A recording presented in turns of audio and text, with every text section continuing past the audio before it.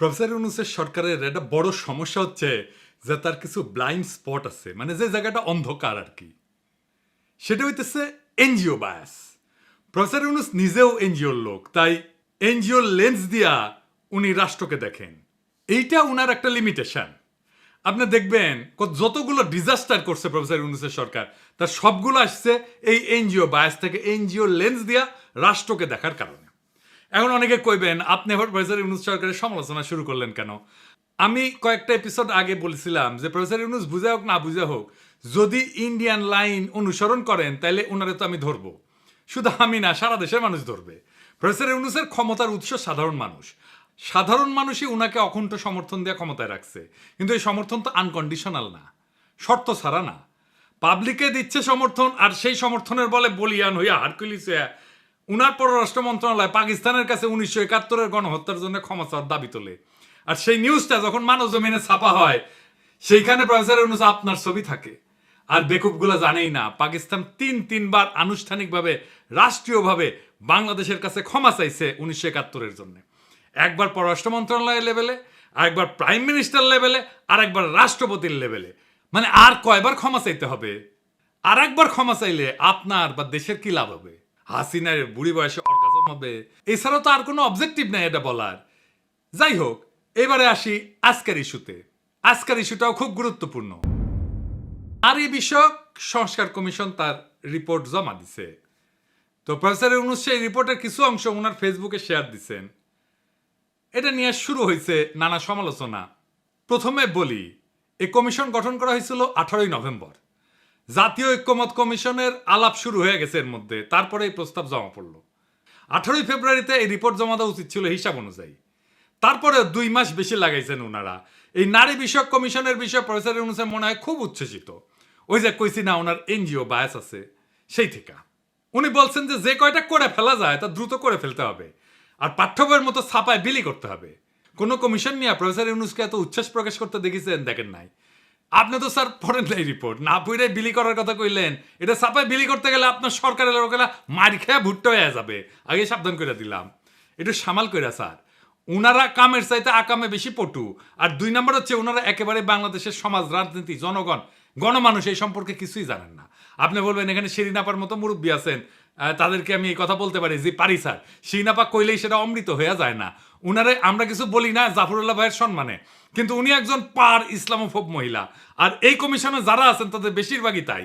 উনাদের মিশন হইতেছে নারীর কান্দে বন্দুক রেখা ইসলাম কোপানির রাজনীতি করা। আপনাকে এক্সাম্পল দিই।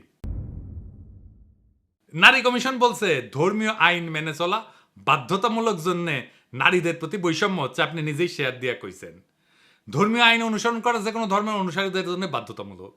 ধর্মের অনুসারীরা তো আনন্দ চিত্তে সেটা অনুসরণ করেন এবং মেনে চলেন। কেউ যদি দাবি করে ধর্মীয় অনুশাসন মেনে চলার জন্য বৈষম্য হচ্ছে, এটা খুবই বাজে অনুসিদ্ধান্ত। এর অর্থ হচ্ছে ধর্মীয় আইন মানা যাবে না, আর চূড়ান্ত মানে হচ্ছে ধর্ম থেকে দূরে থাকতে হবে। এটাই স্যার বাঙ্গু সেকুলারদের চুলকানি, আর এই চুলকানিকে আপনি প্রমোট করেছেন। এই কমিটি প্রতিনিধিত্বমূলক না, বাংলাদেশের আপামর নারীদের অংশগ্রহণ নাই এই কমিটিতে। যারা সংস্কারের নামে ধর্মীয় আইনের বিরুদ্ধে কৃপান তোলে, বাংলাদেশের মানুষ তাদের সংস্কার প্রস্তাব ছুঁড়ে ফেলে দেবে। আবার দেখেন, যৌনকর্মীদের শ্রমিকের মর্যাদা দেওয়ার কথা বলছেন। ওনাদের মাথায় যে কোন দেশ থাকে আদর্শ হিসাবে জানি না, হয়তো পশ্চিম থাকে। পশ্চিমের চিন্তা, পশ্চিমের প্র্যাকটিস ওনারা চাপাই দিতে চান বাংলাদেশের উপরে, ঝামেলা বাঁধে সেইখানে। কিন্তু ওনারা তো পশ্চিমের যে ডাইভার্স প্র্যাকটিস সেটা নিয়ে জানেন না, ওনাদের সেই জ্ঞানও নাই। আমার অনুমান ওনারা কিছুই জানেন না। ধরা যাক ফ্রান্সে কি নিয়ম জানেন? সুইডেন, নরওয়ে, ফ্রান্স এই সমস্ত দেশে যৌনকর্মী না, বরং ক্রেতাদের যারা যৌন সেবা গ্রহণ করে তাদের শাস্তির আওতায় আনা হয়। এদেরকে বলা হয় নর্ডিক মডেল। তাহলে বুঝতে পারতেছেন যে পতিতাবৃত্তিকে কিভাবে কোন কায়দায় ট্যাকেল করা হয় পশ্চিমে। আপনি তো অপমানকর, মর্যাদাহানিকর একটা পেশাকে আইনি কাঠামোর মধ্যে এনে বৈধতা দিতে পারেন না। আপনারা পতিতাবৃত্তিতে ইন্ডাস্ট্রি বানাইতে চাইতেছেন, সেখানে টাকা বিনিয়োগ হবে, আর বাংলাদেশের নারীরা সেখানে শ্রমিক হিসেবে কাজ করবে। মানে পতিতাদের অ্যাপয়েন্টমেন্ট লেটার দিবে, পেনশন থাকবে, প্রমোশন হবে, পতিতারা ট্রেড ইউনিয়ন করবে। Are you crazy? মাথা মধ্যে ঠিক আছে আপনাদের? নারীদের সম্মানজনক কর্মসংস্থান করতে হবে, এটা যদি লক্ষ্য হয় তাহলে এমন ব্যবস্থা করেন দক্ষতার যোগ্যতা অনুসারে সকল নারীর কর্মসংস্থানের জন্য বাংলাদেশের পুরুষদের যদি আধা পেটে খায় থাকতে হয়, তাহলে সেটাও বাংলাদেশের পুরুষেরা মেনে নেবে। কিন্তু এটা মানবে না, আগুন জ্বালাই দিবে। মাথায় রেখেন, আগুন নিয়ে খেলেন না। এই যে কমিশন, এরা কি নারী নীতি বিষয়টা বুঝে? আসেন সেটা বুঝে দেখি নারী নীতি কেমন হওয়া উচিত। রাষ্ট্রের কাজ হইল সব নাগরিকের জন্য যুক্তিপূর্ণ, কার্যকর এবং ন্যায্য নিয়ম তৈরি করা। মোট কথায় নাগরিকের অধিকার প্রতিষ্ঠা করা। কি অধিকার? লিগাল রাইট, পলিটিক্যাল রাইট আর ইকোনমিক রাইট, এই তিনটা। এটাই রাষ্ট্রের নির্দিষ্ট কাজের এলাকা, এটাই রাষ্ট্রের কাজ। প্রফেসর ইউনূস মাঝে মাঝে ভুলে যান উনি কোথায় থেকে ক্ষমতা পাইছেন, ওনার ক্ষমতার উৎস কি। আমরা এটা একটু ওনাকে মনে করে দিই। ওনার ক্ষমতার উৎস বাংলাদেশের আপামর জনগণ। এই আপামর জনগণই প্রফেসর ইউনূসের সরকারকে ক্ষমতায় রাখছে। প্রফেসর ইউনূসের ক্ষমতার উৎস মানুষ, এটা যতক্ষণ পর্যন্ত মনে রাখবেন ততক্ষণ পর্যন্ত প্রফেসর ইউনূস শক্তিশালী। সাধারণ মানুষ ওনার পিছন থেকে সরে গেলেই উনি শক্তিহীন। ওনাকে উষ্টা দেওয়ার জন্য অনেকে মুখায় আছে, ইন্ডিয়া মুখায় আছে, ওয়াকার মুখায় আছে, বিএনপি মুখায় আছে, আওয়ামী লীগ মুখায় আছে। এরা কেউ সফল হইতে পারতেছে না, কারণ সাধারণ মানুষ পাহাড়ের মতো দৃঢ় ঐক্য নিয়ে প্রফেসর ইউনূসের পিছনে দাঁড়াইছে। প্রফেসর ইউনূস তার এই ক্ষমতার উৎসকে যদি অস্বীকার করেন, সেই মুহূর্তে ওনার পতন, ওনার সমস্ত শত্রু ওনাকে ধ্বংস করে ফেলবে। তাই প্রফেসর ইউনূসের প্রতি এটা সতর্ক বার্তা। বাংলাদেশের সাধারণ মানুষের ধর্মীয় বিশ্বাস, সামাজিক মূল্যবোধ, এর বিরুদ্ধে কখনো দাঁড়াবেন না। আপনি মনে রাখবেন, বাংলাদেশের খুব সাধারণ মুসলিম সমাজ আপনার পেছনে দাঁড়াইছে। তার সমস্ত সমর্থন, আত্মার সমস্ত শক্তি নিয়ে আপনি শক্তির ভালোবাসাকে উপেক্ষা করবেন না। এর পরিণতি হবে ভয়ানক। এই নারী নীতিতে কি আছে আমরা পুরোটা পড়ে দেখিনি, কিন্তু যেই স্যাম্পল বা ট্রেলার দেখলাম তাতে বাংলাদেশের সাধারণ মানুষ শঙ্কিত। আমি আশা করব সাধারণ মানুষের সংখ্যাকে গুরুত্বের সাথে বিবেচনা করবেন। এই নারী নীতি ব্যাপক পর্যালোচনা ছাড়া কোনো সংস্কারের পথে অগ্রসর হওয়া উচিত হবে না। প্রফেসর ইউনূস, আপনি যদি এই জাতির উপরে ভর কইরা এই দেশের মানুষকে পেছনে রেখে হঠাৎ করে এমন কিছু চাপায় দেন যা এই সমাজ চেনে না, মানে না, বিশ্বাস করে না, তাহলে এই জাতি কিন্তু একসময় আপনাকে প্রশ্ন করবে। আপনার শক্তি কিন্তু বিদেশি মিডিয়া না বা ডোনাররা না, আপনার শক্তি এদেশের আপামর জনগণ, মুসলমান, তাদের সন্তান, যাদের হৃদয়ে আপনার উপরে এখনো বিশ্বাস আছে।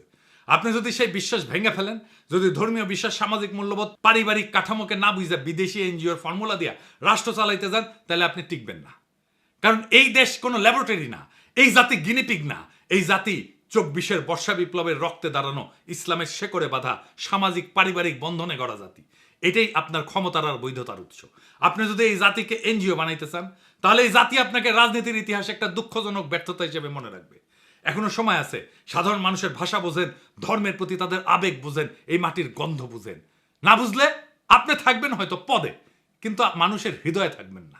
মনে রাখবেন, এই জাতি অনেক ধৈর্য ধরে, কিন্তু একবার যদি জায়গা ওঠে, ফাগুনের আগুনের মতো ছড়ায় পড়ে। সেই আগুন কিন্তু কারো ক্ষমতা দেখে না, পদ দেখে না, অতীত দেখে না, ইতিহাস দেখে। ইতিহাসের এক সময়ের মহানায়কের স্মৃতি বিজড়িত বাসভবন মুহূর্তেই গুড়ায় দেয় প্রবল ঘৃণায়। তাই সতর্ক হন, সংলগ্ন হন, এবং সবচেয়ে বড় কথা, মানুষের কথা শোনেন, আমাদের কথা শোনেন। আপনার ক্ষমতার আসল মালিক তারাই। ইনকিলাব জিন্দাবাদ।